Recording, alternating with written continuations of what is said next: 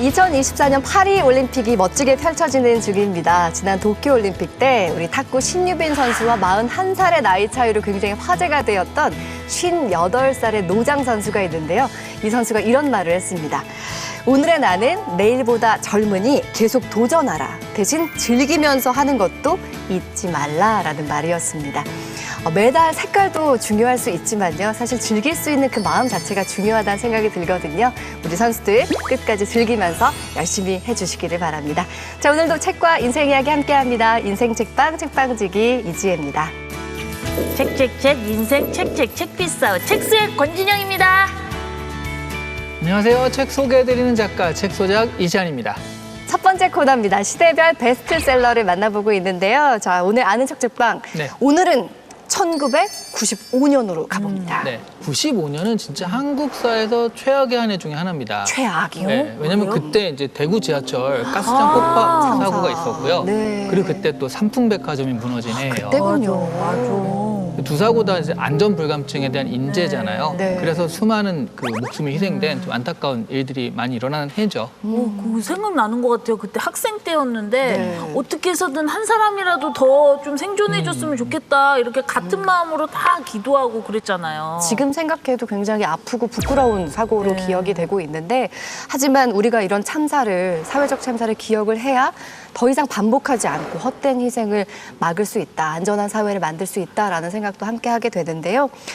1995년 좀 마음문이 좀 어둡게 시작되긴 하지만 그 시절의 베스트셀러를 만나봐야죠. 네. 1995년, 96년 베스트셀러입니다.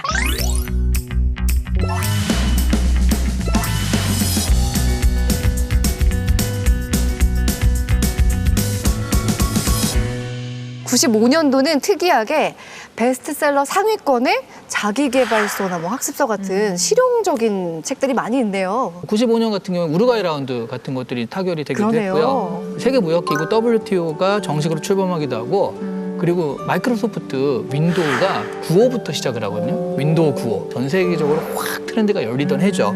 그 우리 책에도 이제 그런 것들이 많이 발현이 돼서요. 컴퓨터, 어학, 사회 실용서 이런 책들이 국내 베스트셀러 시장에 이제 진입을 하기 시작한 그런 해입니다. 맞아요. 컴퓨터 하면 또 저 생각나는 우리 선배님, 대선배님 있으시죠? 네. 컴퓨터 일주일만 하면 전유성만큼 한다.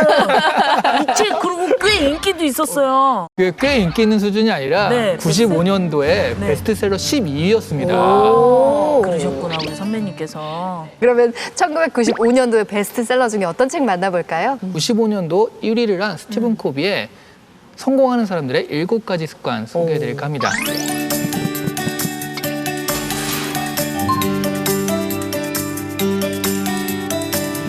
우리가 이걸 줄여서 그냥 세븐 헤빗이라고 많이 해요. 이 책은 그 포브스가 선정한 20세기 가장 영향력 있는 경제 경영 도서 10으로 선정되기도 했고요. 그 전에 자기 개발은 조금 스킬적으로 들어간 게 있었어요. 그러니까 뭐를 어떻게 해라, 시간을 어떻게 분배해라 이런 게 있었다면 이 책은 보다 근원적인 걸 다뤘기 때문에 내가 이 책을 읽고 나면 내 안에 근본적인 변화가 일어나는 것 같아라는 생각을 주게 한 책이기도 하죠. 네. 무엇보다도 나 자신의 그 내적 성장이 가장 중요하다라는 게 이 책의 핵심 메시지였던 것 같아요. 그 책 제목이 너무 유명하잖아요. 근데 왜 아직도 안 읽어봤는지 모르겠어요. 근데 지난해 출간 30주년 에디션이 나왔다고 하니까 네. 이번에 꼭 한번 읽어봐야 될 것 같습니다. 진영 씨는 많이 읽을 필요가 없어요. 왜요? 우리가 이렇게 하는 얘기를 그냥 듣다가 실천만 한두 가지만 하시면 돼요. 그러니까 네. 너무 날로 먹는 것 같아가지고. 다음 그런 베스트셀러 빨리 소개해 주세요. 네, 그 이번 책은 네. 1995년에 나와가지고 베스트셀러로 바로 진입을 했는데 아마 책도 유명하지만 똘레랑스라는 화두를 던져준 책입니다. 똘레랑스. 저 도덕 시험에 나왔어요. 똘레랑스? 똘레랑스. 네네. 나 처음 들어. 괜찮아, 이시안 작가님 있으니까 아는 척 할 수 있어. 그 홍세화 작가의 네네. 나는 파리의 택시 운전사라는 책에서 처음 나온 얘기거든요. 네. 올해 4월에 이제 별세를 하셨습니다. 이분의 책을 우리 두 번째 베스트셀러로 네. 만나볼게요.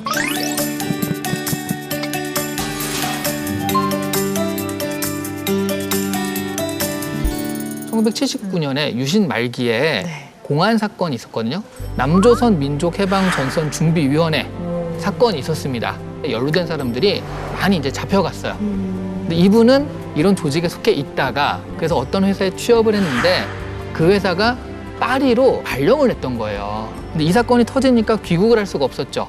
그냥 거기서 망명 신청을 하고 파리에 남아가지고 네. 택시 운전을 하게 된 겁니다. 오. 택시 운전하면서 얼마나 또 이거 얘기를 했겠어요. 네. 그러니까. 그 서민들과 만나고 네. 그런 얘기를 딱 했는데 뭐 두 가지가 있죠. 이분이 조국을 너무나 그리워하는 이야기. 그러니까 파리에서 망명 신청을 해서 여권을 받게 되는데 웬만한 나라는 다 갈 수 있지만 유일하게 못 가는 나라가 내 조국 대한민국. 말도 안 돼. 속상하네요. 또 하나는 똘레랑스에 대한 얘기를 합니다. 그러니까 관용, 용서 이런 거예요. 그러니까 이런 관용의 정신에 대해서 굉장히 많이 얘기를 해가지고 그때 똘레랑스란 말이 한국 사회에서 굉장히 화두가 되었습니다. 근데 유일하게 내가 갈 수 없는 나라가 나의 조국이라고 생각하니까 뭔가 그 개인의 아픔인데 이것을 통해서 한국 현대사까지 좀 알 수 있는 것 같아서 더 오늘 마음이 짠하네요. 네.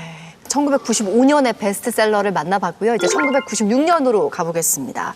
자, 이때는 베스트셀러 상위권에 소설들이 자리를 잡고 있네요. 출판계에 굉장히 재미있는 속설이 있어요. 네. 그러니까 올림픽이 열리던 해에는 소설이 잘 팔린다. 이런 게 있거든요. 이때도 네. 그 소설이 많이 팔렸는데 네. 이때 상반기 때 파트리크 쥐스킨트의 존머시 이야기. 오. 이게 좀 팔렸고요. 하반기에는 췌장암 선고를 받고 죽음을 앞둔 아버지가 가족들에게 헌신하는 이야기, 김정현 작가의 아버지라는 책이 팔려서 열풍이 좀 불었습니다. 네. 그리고 무라카미 하루키의 상실의 시대도 이때 좀 많이 팔린 책이기도 하고요. 이때군요. 존머시 이야기는 저희가 얼마 전에 또 다뤄주시기도 하셨잖아요. 맞아요. 그다음에 만나볼 소설은 어떤 건가요? 저희가 만나볼 거는 96년 베스트셀러 4위인데요. 네. 이청준 작가의 축제입니다. 축제.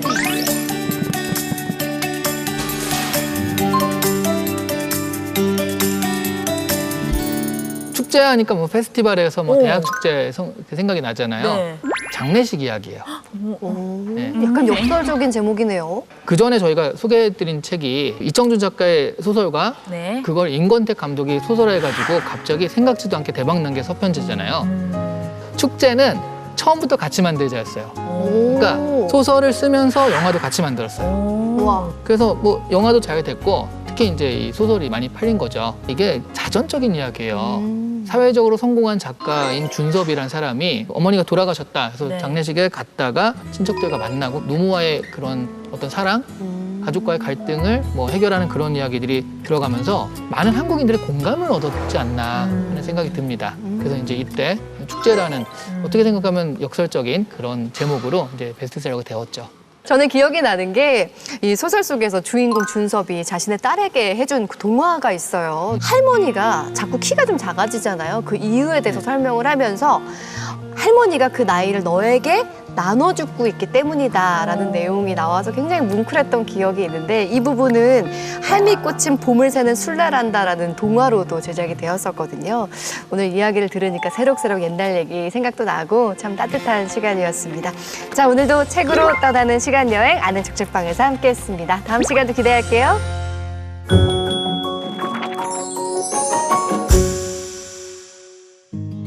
책과 인생 이야기 함께하는 인생 책방 오늘 모실 주인공은요. 사격의 신이라고 하면은 다 설명이 되는 분 같습니다. 사격의 전설에서 정치인으로 변신한 국민의힘 진종호 의원님 나오셨습니다. 어서 오세요. 반갑습니다. 반갑습니다. 네, 반갑습니다.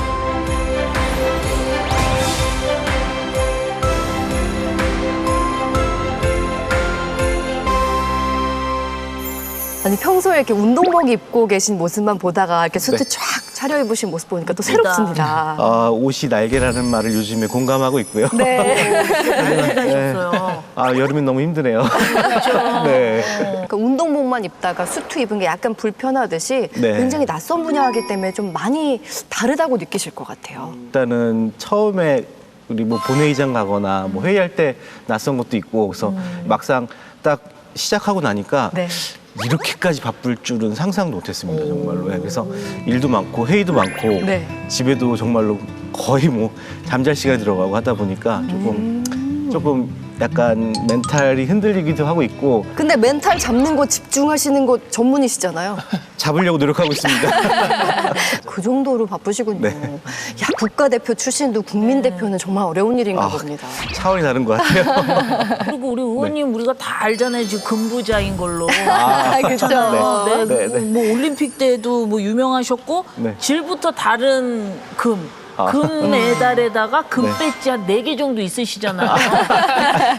예. 이런 질문 좀 부끄럽긴 하지만 금메달과 금 배지 중 어떤 게 더 좋으세요?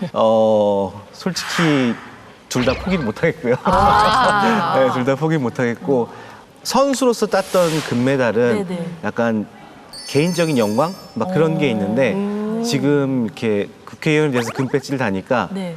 뭐 영광도 없고 명예도 모르겠고 그냥 부담 그 자체. 그냥 네. 많이 무거우시구나. 네, 많이 무거운 편입니다. 아유, 네. 그럼 좋아. 잘 됐다. 잘 된 건가요? 네. 그래도 이제 시작이잖아요. 네. 워낙에 승부사시기 때문에 이제 맞아요. 뒷심을 발휘하시지 않을까 하는 생각을 하게 됩니다. 자, 노력해보겠습니다. 오늘 진종호 의원님과 함께 인생 책방 이야기를 나눠볼 텐데요. 어떤 책을 가져오실지 정말 궁금했거든요. 네, 바로 이 책을 선정해 주셨습니다. 1만 시간의 법칙인데요. 어떤 책인지 먼저 만나고 올까요? 한 분야의 정상에 오른 사람들의 공통점은 무엇일까? 저자는 성공한 사람들이 한 가지 일을 1만 시간 넘게 했다는 사실에 주목했는데요. 하지만 1만 시간을 투자한다고 해도 결과는 천차만별. 땀 흘려야 하는 절대 시간과 더불어 전략적인 연습과 훈련을 어떻게 하느냐가 필요한데요. 나는 그동안 어떤 노력을 기울였는지 우리 자신에게 스스로 질문을 던지는 1만 시간의 법칙입니다. 저는 이 책의 제목을 듣는 순간 우리 진종호 의원님께서 선수 시절에 네. 1만 시간의 법칙으로 뭔가를 이뤄내신 건가 보다. 그래서 인생책이 되셨나? 라는 생각을 하게 됐어요. 네. 저도 처음에 이 타이틀만 보고 1만 시간의 법칙이 내가 과연 1만 시간이라는 시간을 투자해야지만은 된다는 생각을 했는데 제가 본 이 책의 내용은 물론 그런 부분도 들어가 있긴 하지만 약간 자기 자신이 내가 지금 어떠한 방향의 삶을 가고 있는지 내 인생의 목표는 무엇인지 그런 디테일한 부분까지 약간 설계를 연결시켜 줄 수 있는 답이 나온 것 같아서 저는 단지 그 스포츠인한테만 추천하는 게 아니라 약간 내가 미래에 무엇이 되어야겠다라는 꿈을 꾸는 사람들한테도 정말 추천해주고 싶은 책인 것 같아서 저는 제 인생의 책이라고 지정을 하게 되었습니다. 네. 두 분은 어떻게 읽으셨어요? 책을 읽으면서 이렇게 그동안 제가 시간을 너무 허투루 막 쓴 거 아닌가. 우리 엄마가 해주는 말, 그 진드가니 하랬지. 맨날 이러잖아. 책 한 번 읽으면 진드가니 땅에 다리를 붙이고 읽으랬지. 맨날 이게 혼났던 또 기억이. 책이 또 나를 이렇게 한 번씩 혼내주는구나. 이런 생각이 들더라고요. 이 책이 나오기 1년 전에 네. 말콤 글래드웰이라는 작가의 아웃라이어라는 책이 있었어요. 근데 거기서는 개념적으로 이게 뭐다 소개가 된 거예요. 왓이 있었는데 사람들이 그것에 대해서 그럼 우리가 어떻게 이걸 해야 되지에 대해서 이 책이 설명을 해준 겁니다. 구체적으로 이렇게 실천하면 된다라고 해서 그게 왓이었다면 이거는 하우에 대한 얘기다. 네. 네, 정확히 정리해 주셨네요. 네. 그래서 그 같이 보셔도 좋을 것 같고요. 사실 두 개 중에 하나를 보면 이렇게 하우를 보는 게 좀 더 실천적이고 실용적인 책이 되겠죠. 그러니까 1만 시간이라고 생각하면 너무나 내가 할 수도 없을 것 같은 굉장히 크고 많은 시간이라는 생각이 드는데 네. 사실 작은 것부터 매일매일 한다고 생각하면은 해낼 수도 있을 거라는 생각이 저는 이 책을 보면서 들게 됐거든요. 네. 자, 우리 인생에 대한 이야기를 함께 나누게 될 인생책 키워드를 통해서 알아보겠습니다. 네. 첫 번째 키워드입니다. 네. 자, 첫 번째 키워드는 하루 3시간씩 10년입니다. 말 그대로 하루에 3시간씩 10년 동안 하면 1만 시간의 연습이 채워진다라는 말이거든요. 네. 사격으로 일단 최정상에 오르셨잖아요. 세계 최정상에. 네. 그러면 정말로 반복 훈련의 중요성에 대해서 누구보다 잘 아실 것 같아요. 그렇죠. 저희가 일단은 경기를 하면서 여러 변수들이 있고 그날 컨디션이 가장 중요하긴 한데 이 그런 변수가 있을 때마다 내 몸이 나의 근육들이 기억을 해서 자연스럽게 반응할 수 있는 그만큼의 시간과 노력이 필요하다라는 것을 이렇게 하루에 3시간씩 10년이라고 말을 설명해 주는 것 같고 더 쉽게 표현하자면은 약간 우리 축구 선수들이 발재간이라고 해야 되나요? 네네. 엄청 현란하잖아요. 네. 그만큼 그런 모습들이 시간을 투자했기 때문에 그런 자세가 나오는 게 아닌가 그런 것을 글로써 표현한 것 같습니다. 책을 보면은 1만 시간 선순환의 법칙에 대한 이야기가 나옵니다. 그러니까 좋아하는 일을 일단 찾아서 꾸준히 신중히 연습을 하게 되면은 자신감이라는 걸 일단 얻게 되고 이걸 점점 반복하게 되면 이게 눈덩이처럼 쌓이게 된다는 의미인데요. 네. 의원님이야말로 정말 1단계인 자기가 좋아하는 거를 확실하게 어릴 적에 찾으신 분인 것 같아요. 어릴 적에 총 쏘는 걸 그렇게 좋아하셨다면서요. 진짜요? 저 어릴 적에 네. 정말로 이렇게 막 밖에서 뛰어놀고 그런 것보다도 이제 장난감총 갖고 노는 걸 되게 좋아했어요. 이게 또 어머니의 지인분이 네. 이 사격 관계자분이 계셨었어요. 그래서 이제 사격이란 게 워낙 비인기 종목이고 좀 생소하잖아요. 그거를 또 어머니 덕분에 지인분 덕분에 시작하게 되었던 부분입니다. 몇 살 때인 거예요? 고등학교 들어가서 시작을 했습니다. 좀 늦게 시작하신 편이에요. 그러네요. 네, 많이 늦게 시작했고 네. 저희 아버지의 반대가 완강하셨어요. 그래서 아버지한테 인정받고 싶어서 더 열심히 했던 부분도 있고 그런 얘기 혹시 들어보셨을 거예요. 아버지의 무관심이 성공한 자녀를 만든다. 네, 정말로 인정받고 싶었어요. 아버지가 반대가 심하신 이유가 사격? 사격으로도 먹고 살 수 있겠어? 우리나라에 사격 누가 알아? 뭐 그런 당신 더 그랬죠. 그때 당시였다 네. 보니까 좀 근데 나중에는 막 금메달 따고 그러니까 네. 좀 더 싸보라고 그랬을 것 같아요. 국가대표가 처음 되고 나서 아버지께서 너 이제 집에 안 와도 된다고. 이야. 네. 인정받으신 그냥, 거네. 인정받았죠. 그래서 네. 방송에서는 또 아버지가 내가 사격을 시켰다고 하시는데 어머니가 시켜주셨고요. 네, 그런 에피소드가 있습니다. 근데 정말 신기한 것 같아요. 어릴 때부터 총을 좋아했다는 게 정말 제가 아들을 키우고 있는데 네. 정말 아이들마다 취향이 다 달라서 어떤 아들이 아이들은- 있으세요? 네, 저도 아이가 있어요. 저는 미혼인 6살 줄 때. 근데 막 복룡 좋아하는 아이, 자동차 좋아하는 다 아이, 달라요. 로봇 좋아하는 아이 맞아요. 있는데 예, 정말 예. 총을 좋아하셨다니까. 우리가 팬데믹 때문에 외출이 자유롭지 않았었잖아요. 네네. 그때 당시에 어떻게 놀아줄까 하다 보니까 집에 일단 있는 게 네. 총. 네, 이제 장난감 총이긴 하지만 네. 이제 풍선을 이렇게 불어서 네. 이제 에이밍 조준시켜주고 네. 빵빵 쏘아서 풍선이 터지는 그런 느낌을 갖게 해줬더니 어머. 좋아하더라고요. 그래서 그러면은 아드님도 나도 네. 금메달리스트가 될 거예요? 뭐 이러겠는데요? 아직까지는 어리니까 네. 그냥 저는 이 스포츠를 즐기게 해주고 싶어서 지금 뭐 펜싱도 하고 있고 수영도 하고 뭐 사격이야 뭐 저랑 수시를 하고 있고 네. 축구도 하고 있고 뭐 이렇게 다양한 스포츠를 해주고 있는데 확실히 에너지 활동을 하니까 네, 네. 아이가 정서적으로 좀 안정되는 것 같고 약간 그 욱하는 것도 없어지고 해서 저는 일단은 공부적인 부분은 와이프가 많이 신경 쓰고 있고 저는 약간 바깥 활동에 신경을 많이 써주고 있어요. 네. 근데 정말 어릴 때부터 본인이 이렇게 네. 총을 좋아했기 때문에 네.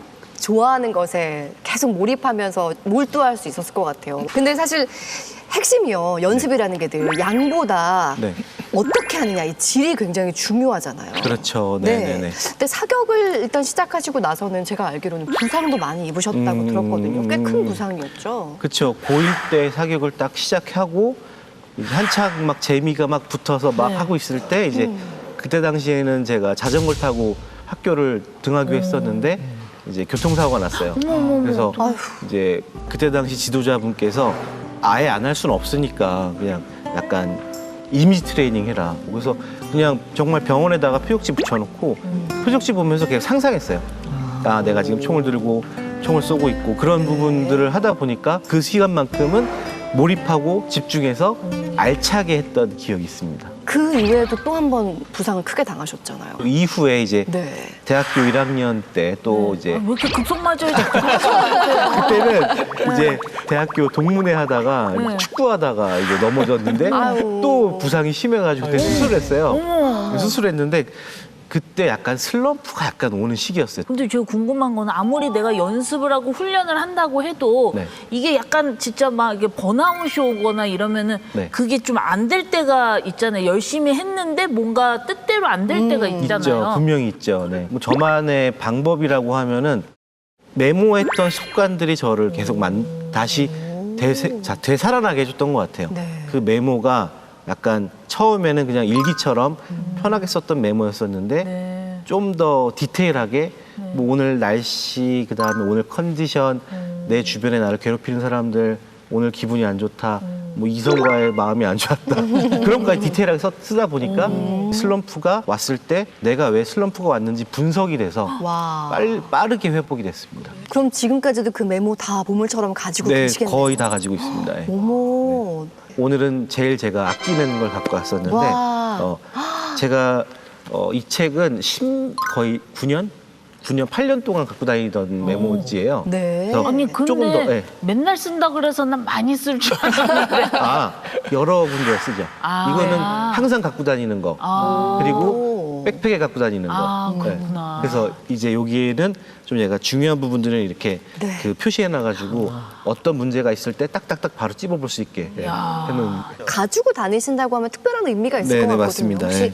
어떤 내용이 담겨 있는지. 첫 번째, 노력에 대한 칭찬. 노력에 대한 칭찬이 발전하고 성공한다. 저 스스로한테 항상 상을 주는 거예요. 어떤 상을 주로 주셨어요? 일단은 경기 때 성적이 잘 나오면 네. 뭐 제가 평소에 가고 싶었던 뭐 여행? 여행을 간다든지 뭐 그런 저에게 그동안 갖고 싶었던 걸 산다든지 그런 상을 주고요. 네, 그리고 그거는 개그맨 김영철 씨랑 비슷한 것 같아요. 개그맨 김영철 씨 얼마 전에 내가 나한테 뉴욕 보내주려고 막 이러더라고요. 저도 약간 자기 자신한테 주는 선물. 네, 그런 게 있어야 좀 약간 동기부여가 되는 것 같아서 네. 그런 걸 제일 첫 번째 적어놨고 그다음에 자신감을 키워주자. 자신감. 네, 못한다고 좌절하고 구박하지 말라는 뜻인 겁니다. 사람이니까 뭐 안 될 때도 있거든요. 그렇죠. 그래서 그런 부분에서 자신감을 키워주기 위해서 자꾸 무언가 스스로에게 미션을 주고 네. 그 미션을 성과했을 때 자신감이 생기는 거거든요. 그런 질문 많이 받잖아요. 어떻게 해야 자신감이 키워집니까? 네. 맞아요. 스스로 너무 높은 목표를 세우지 말고 아주 작은 것부터 해서 그 목표가 달성됐을 때 금방 성취감이 느껴지잖아요. 작은 성취. 네, 자신감으로 돌아오고 목표가 딱 달성했을 때 다음 목표가 준비가 안 돼 있으면 딜레이가 되잖아요. 그 텀을 주면 안 되죠. 그리고 너무 안 될 때는 변화를 주는 것도 좋은 방법이다. 저희는 총을 사용하다 보니까 네. 정말 이게 아니다 싶을 때는 네. 다른 나라 브랜드 총을 갑자기 써버려요. 새 차를 샀을 때 운전하고 싶고 새 신발을 신었을 때 왠지 밖에 나가서 걸어다니고 싶고 네. 그런 것처럼 새로운 총을 딱 바꿨을 때 연습을 더 하게 되는 거죠.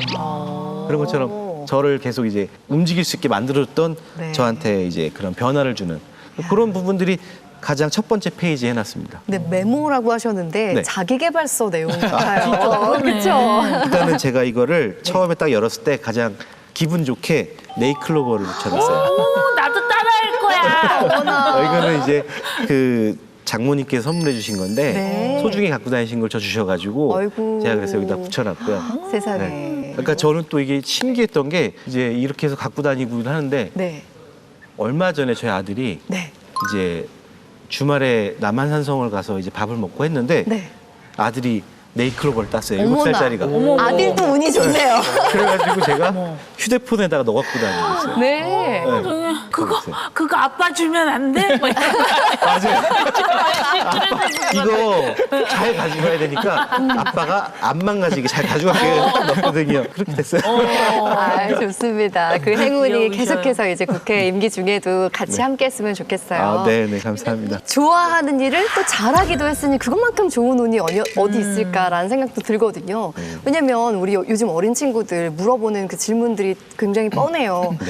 내가 좋아하는 일과 내가 잘하는 일 중에 대체 뭘 해야 하나요? 근데 이에 대해서도 이 책 속에서 굉장히 명확하게 제시를 하고 있더라고요. 네네. 이 부분은 우리 이시안 작가님께서 설명 좀 해주세요. 네, 그러니까 메모를 해가지고 자기에 대해서 인지가 잘 됐다고 했잖아요. 네. 그걸 약간 어려운 말로 이제 메타인지라고 하거든요. 메타인지. 네, 자기 객관화. 한마디로 이제 남 보듯이 나를 본다. 이런 건데 그러면서 자기가 잘할 수 있는 거, 못하는 거 이런 것들이 좀 분석이 돼요. 여기서는 그거를 SWOT 분석이라는 방법을 써가지고 해라라고 얘기를 하고 있는데 원래 SWOT 분석은 경영기법 같은 데 많이 씁니다. 그러니까 SWOT의 약자예요. 그러니까 S는 strength, 그러니까 강점. 그다음에 W는 weakness, 약점. 그리고 O는 opportunity, 그러니까 기회. 그리고 threat, 그래서 위협 이거거든요. 강점과 약점은 내가 잘하고 못하는 거. 기회와 위협은 외부적인 환경이 되는 좋은지 안 좋은지 이거예요. 근데 여기서는 좀 다르게 쓰긴 해요. O와 T를, opportunity, threat를 그러니까 내가 뭘 했을 때 최선으로 잘 되는 것과 좀 잘 안 됐을 때. 그러니까 예를 들어서 뮤지컬 배우다. 그러면 자기가 스스로 잘 분석해 보는 거예요. 네. 나는 다른 사람들보다 노래를 잘해. 그러니까 S 강점이 있는 거고요. 근데 발성이 좀 약해. 그럼 이제 W인데 그래서 잘 됐을 때 나는 뭐 조연 배우의 최고까지 올라갈 수 있어. 주연까지는 아니지만. 근데 못하면 그냥 엑스트라로 사라질 거야. 라고 했을 때 여기까지 가는 게 가능성이 더 있어. 라고 하면 또 여기에 뛰어들 만하다.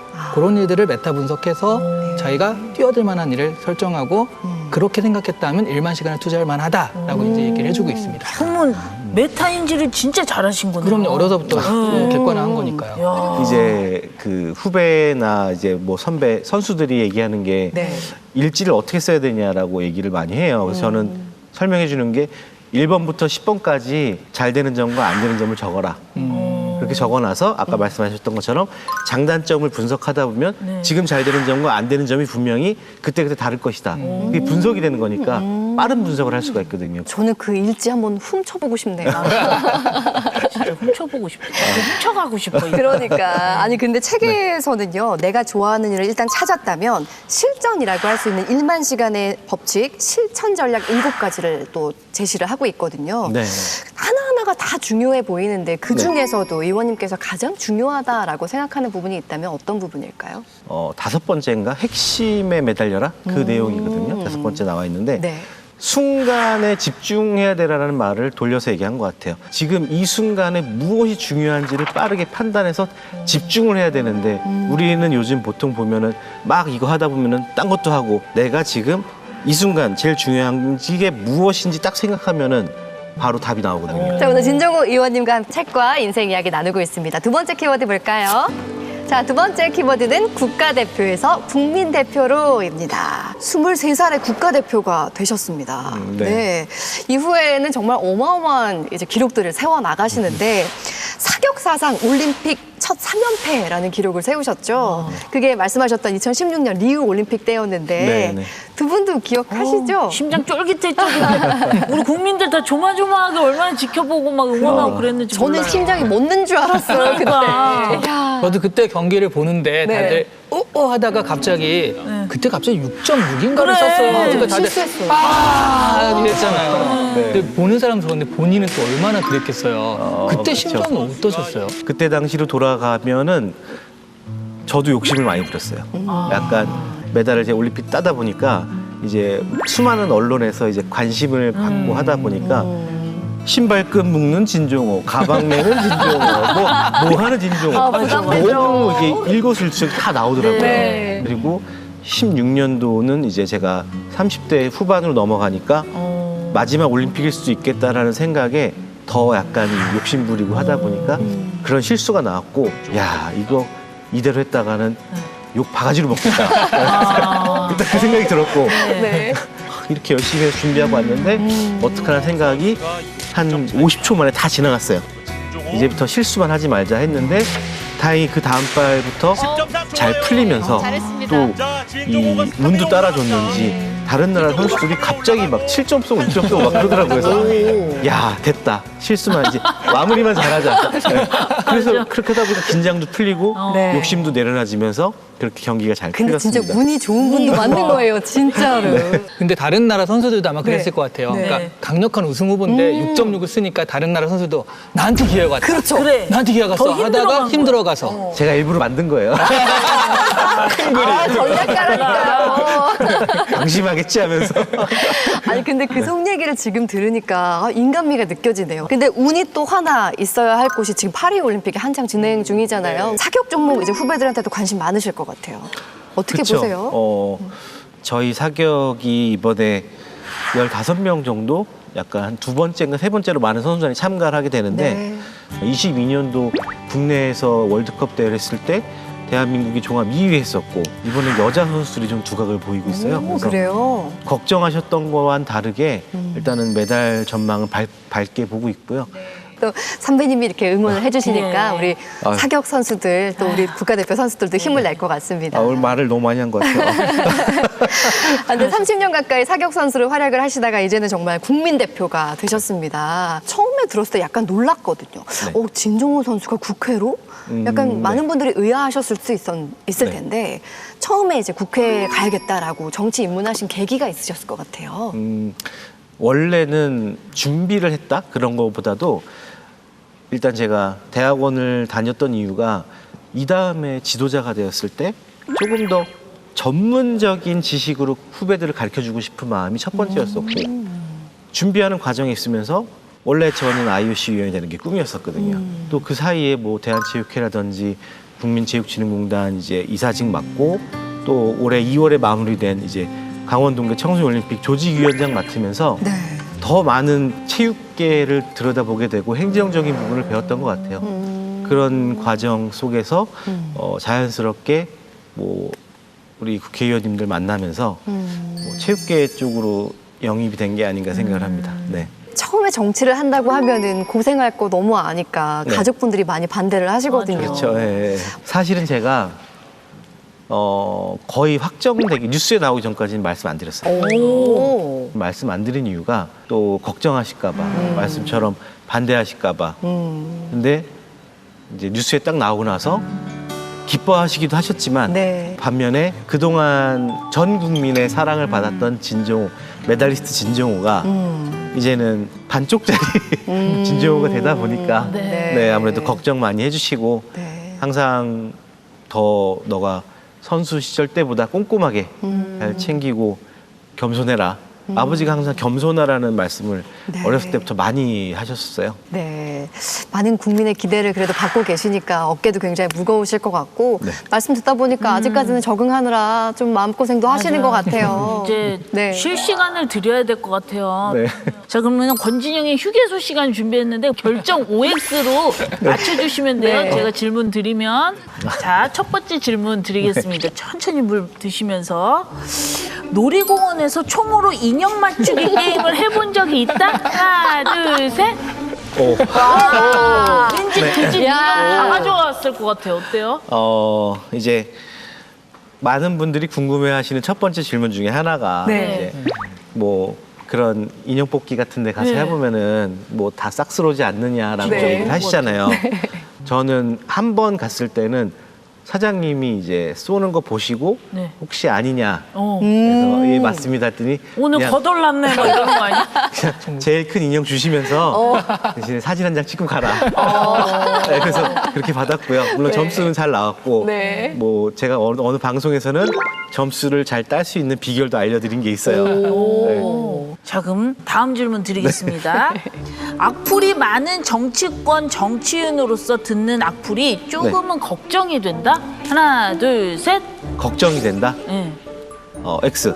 네. 아, 진짜 걱정 안 되세요? 왜냐하면 세상 모든 사람들이 저를 좋아할 수는 없어요. 네. 제가 어떤 말을 해도 네.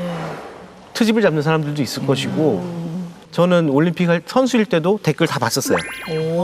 빨리 보고 빨리 잊어야 되는데 궁금하잖아요. 네. 궁금하면 집중이 안 돼. 맞아요. 차라리 그냥 보고 털어버리는 게 거. 맞아요. 네. 그래서 보고 빨리 떨쳐내려고 하는데 안 되는 부분이 있긴 해요. 약간 저는 다 받아들이는 스타일이기 때문에 제가 올바르게 판단하고 한다면 나쁜 댓글들은 그냥 그저 흠집내기 위한 게 아닐까라는 생각을 합니다. 자, 다음 질문. 재선에 성공한 운동선수 출신 이모경 의원을 보면서 나도 4년 뒤를 생각해 본 적이 있다? 하나, 둘, 셋. 네, 오입니다. 예. 진짜? 네네. 그 꼭 재선 국회의원이 아니더라도 네. 이 체육계, 스포츠계에 영향력 있는 사람이 되고 싶다라는 생각을 하고 있습니다. 야, 멋있습니다. 자, 그럼 마지막 질문. 20년 만에 진종호가 없는 2024 파리 올림픽 사격. 올림픽 4연패에 대한 아쉬움이 조금은 남아있다? 하나, 둘, 셋. X입니다. 예. 왜요? 남아있을 것 같은데. 욕심을 도쿄올림픽 때 2020년 때 내려놨고요. 네. 더 이상 몸이 안 따라준다는 걸 느꼈기 때문에 그 예전에는 연습을 하거나 경기를 할 때 잘 안 풀릴 때 집중하자 다시 해보자 했을 때는 네네. 다시 딱 잡혀서 했는데 네. 도쿄올림픽 때 안 되더라고요. 그래서 그때 느꼈어요. 진짜 우리가 오늘 여기서 이렇게 솔직한 말을 듣게 되네요. 네, 맞아요. 국회잖아요. 솔직해야죠. 네. 솔직하다. 네. 근데 정말 온 마음을 다했던 시간이었기 네, 때문에 네. 더 이상 미련도 없으신 것 같아요. 그러니까 내가 지금 가지고 있는 나의 커리어나 나의 어떤 영향력으로 후배들을 위해서 일하겠다라는 마음으로 여기 오셨구나라는 생각이 들어요. 아, 네, 감사합니다. 네. 네, 뭐 알수록 더 멋있는 의원님이시네요. 지금까지 우리 결정 OX 시간이었습니다. 감사합니다. 감사합니다. 네, 우리 진종호 의원님과 함께 책과 인생 이야기 나누고 있습니다. 마지막 키워드 볼까요? 네, 마지막 키워드는 바로 스포츠 정신입니다. 스포츠 정신이라고 하면 뭐 공정, 화합 이런 키워드를 떠올릴 수 있을 것 같아요. 그런데 뭐 정치권을 들여다보면 사실 너무나 양극화가 심각합니다. 심각하죠. 너무 편갈라 싸우는 느낌으로 네. 이제 국민 여러분이 많은 실망을 하고 계시는데 운동선수로서 밖에서 보셨을 때도 많이 느끼셨을 거 아니에요. 그렇죠. 어떤 네. 면에서 보면 정치권에서야말로 정말 진정한 스포츠 정신이 필요하다라고 네. 느껴집니다. 네네네. 그나마 제가 속한 분야의 정치권은 여야를 막론하고 정말로 온 국민이 건강할 수 있게 국민이 스포츠를 사랑할 수 있고 뭐 스포츠를 통해서 문화와 관광과 모든 것을 다 우리 국민들에게 이익을 주기 위해서 하는 분과 상임이라고 봐야 될 것 같아서 일단은 다행히도 그나마 괜찮긴 한데 조금 안타까운 부분은 심하게 하는 것보다 이거는 아닌 것 같으니 바꿔보는 게 어떨까를 약간 좀만 부드러워졌으면 좋겠다라는 생각을 갖고 있어요. 네, 스포츠 정신이 그런 거잖아요. 같이 네. 서로 막 싸웠지만 네. 이 금메달을 두고 했지만 서로 이렇게 끝났을 때 축하해 줄 수 있고 격려해 줄 수 있고 특히나 말씀하셨다시피 국내 문화체육 발전을 위해서 많은 고민들을 하고 계실 것 같은데 네. 좀 구체적으로 준비하고 계신 게 있을까요? 제가 처음에 이제 국회의원이 되기로 한 소감, 뭐 포부를 설명할 때 저는 학교 운동장이 닫혀 있는 게 되게 안타까웠어요. 물론 밤에는 닫는 게 맞는데 낮에도 닫혀 있잖아요. 네. 혹시 돌아보셨나요? 네. 한번 보시면 학교 운동장들이 다 닫혀 있어요. 맞아요. 그게 좀 저는 안타까운 거예요. 우리 어릴 때는 학교 운동장에서 뛰어노는 게 제일 신났었잖아요. 우리 공부에만 너무 치우쳐서 애들 체력이 나빠지는 것보다도 조금 체육 활동 시간을 좀 넓혀주는 게 제가 생각하고 있는 우리의 방향성이라고 생각하고 있고요. 아마도 저 메모장에 딱하게 적혀 있지 않을까 싶습니다. 네, 이제 하나하나 네, 정책으로 펼쳐 주실 거라고 믿고요. 네. 많은 분들이 어떤 정치인으로 기억했으면 하세요? 안 싸우고 정말 우리를 위해서 뭔가 삶의 혜택을 주었구나. 그런 정치인이 되고 싶어요. 물론 아니다 싶을 때는 할 말을 해야 되지만 할 말 하는 하지만 예의 바른 그런 정치인이 되고 싶습니다. 네. 사격할 때 그 모습 그대로일 것 같아요. 그럴 사실 것 같아요. 내면에서 싸우고 있는 거지 모습 자체는 굉장히 집중하고 뭔가 결연해 보이잖아요. 정치의 모습도 그러실 것 같습니다. 일기 써놓겠죠. 나중에 은퇴할 때 일기 공개하겠습니다. 네. 이 국회 도서관에다가 잘. 아, 좋은데요? 네. 오늘 인생책으로 가져오신 1만 시간의 법칙을 통해서 꼭 전하고 싶은 메시지가 있으실 것 같아요. 네. 요즘 현대 사회에서 독서를 한다라는 게 책을 읽는 게 많이 힘드시고 뭐 각박하고 막 바쁘게 돌아가다 보니까 한데 이 1만 시간의 법칙 같은 경우는 여러분들이 정말로 쉽게 넘어갈 수 있고 정말 머리에 쏙쏙 들어온 책이에요. 여러분들이 내가 지금 요즘 뭐 실업 문제도 많고 뭐 여러 문제들이 많잖아요. 여러분들이 조금만 시간 내셔서 이 책을 읽어보신다면은 여러분 미래가 바뀔 거라는 것을 제가 자신 있게 말씀드릴 수 있을 것 같습니다. 여러분 여러 책이 있지만 1만 시간의 법칙을 통해서 여러분들의 삶을 멋지게 한번 꾸며보셨으면 바라겠습니다. 오늘 진영 씨 의원님 만난 소감 어떠셨어요? 완전 팬 됐잖아요. 왜냐면 의원님이 그냥 저는 운동선수지 뭐 이렇게 생각을 했는데 너무 치밀하시고 전략가시고 아이고.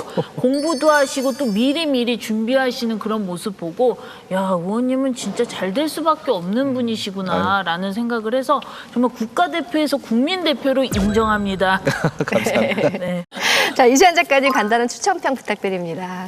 이 책은 그러니까 자신이 원하는 분야에서 어떻게 성취를 내는지 그런 부분을 그러니까 시간 투자와 몰입을 어떻게 조절할지에 대해서 실용적으로 쓴 책이거든요. 저는 개인적으로는 이 책보다 그 진종호 의원님의 수첩을 보는 게 더 나을 수도 있겠다. 그래, 맞아. 구체적으로 나와 있으니까. 저 빌려주시면 안 돼요? 대본 좀 하고 싶은데. 먼저 빌려줘요. 그렇긴 한데 또 그렇게 볼 수는 없으니 아쉽지만 이 책으로 그 실용적인 부분을 달랠 수 있겠다. 이렇게 추천을 드리겠습니다. 자, 마지막으로 인생 책방 함께해 주신 소감 한 말씀 부탁드려요. 그동안 수많은 인터뷰를 해왔고 방송을 해봤지만은 오늘처럼 편하게 말씀해 줄 수 있는 기회를 주셔서 너무 감사드리고요. 뭐 인생 책방이라는 프로그램이긴 하지만 저에 대해서 여러분들에게 솔직하게 다가갈 수 있고 더 여러분들과 한 걸음 가까워진 것 같아서 정말 오늘 너무 좋은 시간 만들어주셔서 감사하고요. 여러분들 꼭 지루한 책이 아니더라도 쉽게 짧게 읽을 수 있는 책들이 너무 많아요. 그런 책들 궁금하시면 저의 방은 언제든지 열려 있습니다. 오시면 제가 추천해드리고 좋은 말씀도 많이 드릴게요. 여러분 우리 건강한 대한민국을 위해서 다 같이 파이팅했으면 좋겠습니다. 감사합니다. 네, 좋습니다. 정말 바쁘신 와중에 인생 책방 나와주셔서 감사드리고요. 올림픽 3연패 기록만큼이나 정치에서도 큰 활약하실 거라고 믿습니다. 싸우지 않고 이기는 멋진 네. 정치 해주시기 바랍니다. 네. 오늘 감사합니다. 감사합니다. 고생하셨습니다. 감사합니다.